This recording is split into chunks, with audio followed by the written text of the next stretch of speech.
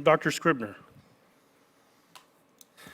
Thank you, President Ramos, members of the board, and all of our community. I was pleased just a moment ago to receive a message from Mayor Price thanking, and I'd like to thank her for her support for our focus on safety, inclusion, and education of all students, and I think in her words, and her trust that we will bring clarity to this issue so we can get back to business of preparing every student in Fort Worth ISD for success in college, career, and community leadership. I want to thank everyone who is here this evening.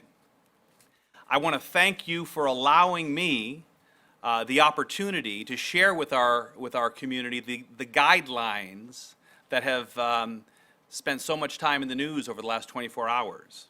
I want to share with you what they actually say, what they mean, what they do, and what they do not do. Let me be clear. You have a wonderful board here in Fort Worth. This policy is nothing new. In June of 2011, the Fort Worth ISD Board of Trustees updated our non-discrimination policy. A year later, in 2012, we added protections against gender-based harassment.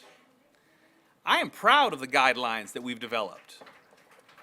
And I'm proud that we're able to support this policy to provide our educators with a framework to make all students, whether they are transgendered or not, all students, make them feel comfortable and confident in the learning environment.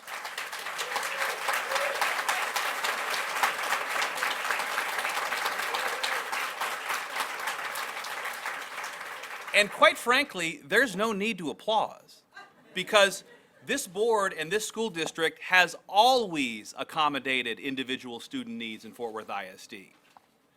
This is not a bathroom policy. These are guidelines that simply provide campus personnel with direction to support all kids in a balanced and dignified way. Children shouldn't have to wait for their schools to be safe and full of respect.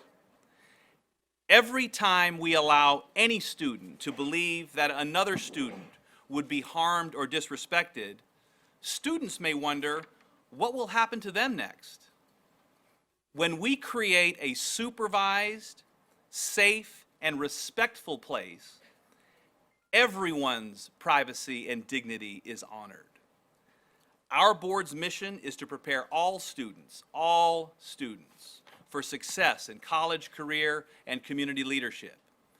In order to do this, we must build partnerships with municipalities, with businesses, with faith-based organizations, as well as community and parent leadership, to create a system that values everyone and creates an economic environment that contributes to the great quality of life for all in Fort Worth.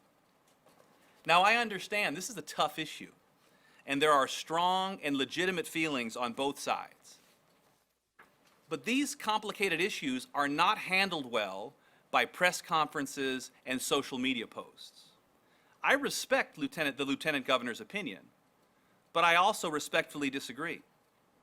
And I am confident that the people of Fort Worth, will thoughtfully consider this. This is not about compromising the safety, well-being, or needs of any child, whether they be transgendered or not. The guidelines do not say, nor would we ever indiscriminately send boys into girls' restrooms or girls into boys' restrooms. We're not going to do that. Our children's health and safety are our top priority. I am interested only in protecting, educating, and serving our students, and it is disingenuous to characterize this as anything but that.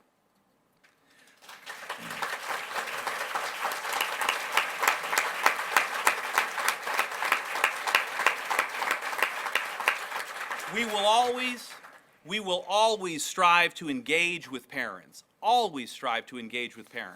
when it comes to the well-being of their children.